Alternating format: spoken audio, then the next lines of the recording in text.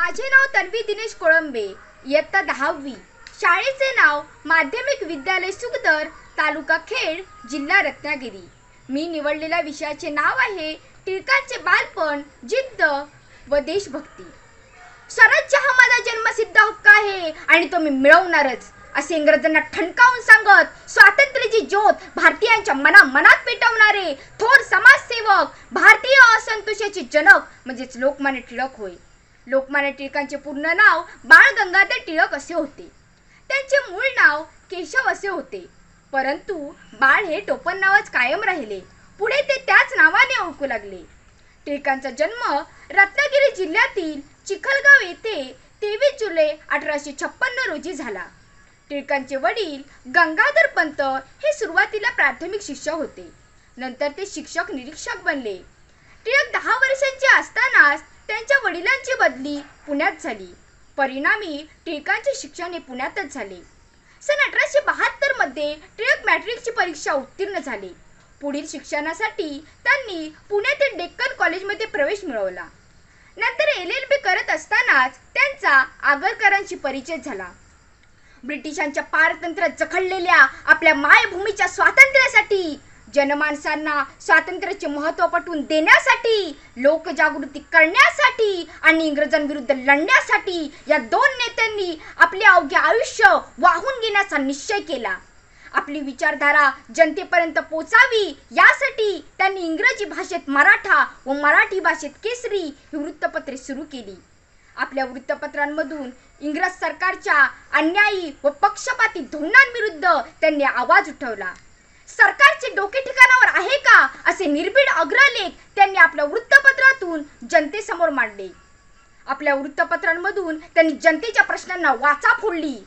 Plague, दुष्काळ यासारख्या नैसर्गिक आपत्तीच्या वेळी इंग्रज सरकारकडून सामान्य जनतेवर जे अत्याचार झाले त्यांविरुद्ध त्यांनी आवाज उठवला.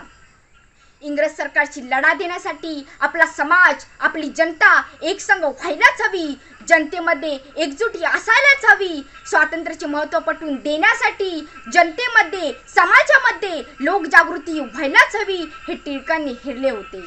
याच उद्देशाने त्यांनी गणेशोत्सव व शिवजयंती हे 2 उत्सव सार्वजनिक स्वरूपात सुरू केले.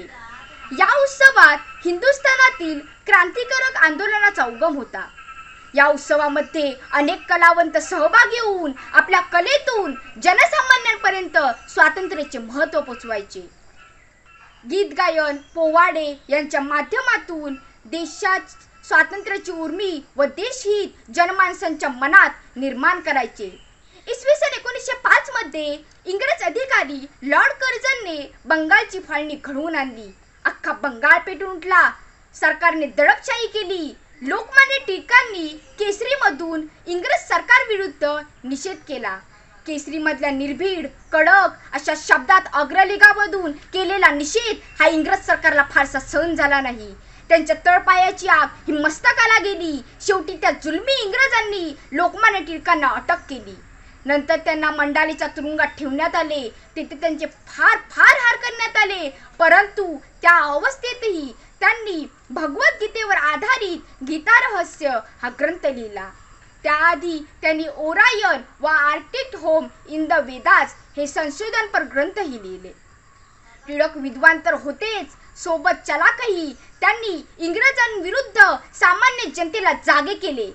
इंग्रजांविरुद्ध किंवा परकीय सत्तेच्या विरुद्ध जनतेला जागे करण्याचे अत्यंत कठीण कार्य त्यांनी केले.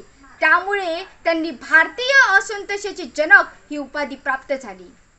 नंतर 8 जून 1914 रोजी टिळकांची तुरुंगातून सुटका करण्यात आली. पुढे त्यांची प्रकृती फार बिघडली. शेवटी 31 जुलै 1920 रोजी टिळकांची प्राणज्योत मालवली. अत्यंत तेजस्वी, प्रखर व प्रकाशमान असा तारा अनंतात विलीन झाला. एवढे बोलून मी माझे 2 शब्द संपवते, पण जाताना एवढेच म्हणावेसे वाटते की क्रांतीची मशाल पेटली, सिंहाची सिंह गर्जना गरजली. अहो, क्रांतीची मशाल पेटली, सिंहाची सिंह गर्जना गरजली. स्वातंत्र्याची नवी प्रेरणा टिळकांनी जनतेला दिली. एवढे बोलून मी माझे 2 शब्द संपवते. जय हिंद, जय महाराष्ट्र. धन्यवाद.